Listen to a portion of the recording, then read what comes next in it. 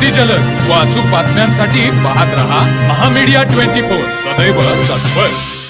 सध्या शिरोली पुलाची येथील चर्चेत असलेल्या लवजिहाद प्रकरणावरून कोल्हापूर जिल्ह्यात वातावरण तापले असतानाच बुधवारी सायंकाळी बजरंग दलाचे कार्यकर्ते निलेश शिंदे याला अज्ञात दोघांनी पिस्तुलाचा धाक दाखवून जीवे मारण्याची धमकी दिली। या प्रकरणातून माघार न घेतल्यास परिणामांना सामोरे जावे लागेल असा इशारा देत हल्लेखोर फरार झाले।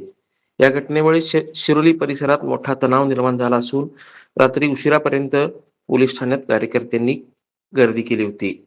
मिळालेल्या माहितीनुसार निलेश शिंदे हे कोल्हापूर येथील कुंदन पाटील यांची भेट घेऊन शिरोली गावाकडे परत येत होते।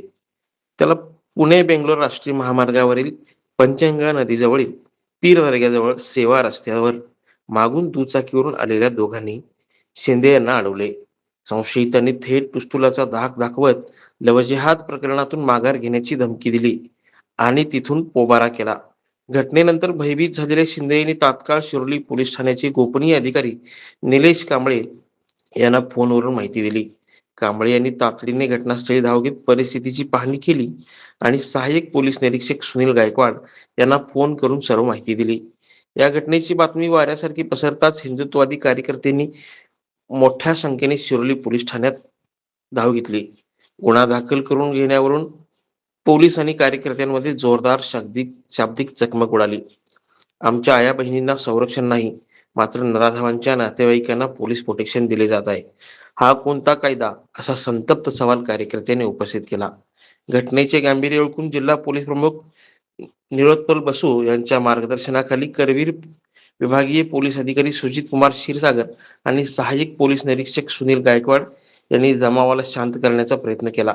आरोपींना 1 मे पर्यंतची 2 दिवसाची शोधून काढण्याचे आश्वासन दिले। निलेश शिंदे आणि योगेश खाडे वायके या हिंदुत्ववादी कार्यकर्त्यांना त्यांच्या घराबाहेर पोलीस बंदोबस्त तैनात करण्यात येईल असे आश्वासन पोलिसांनी दिले।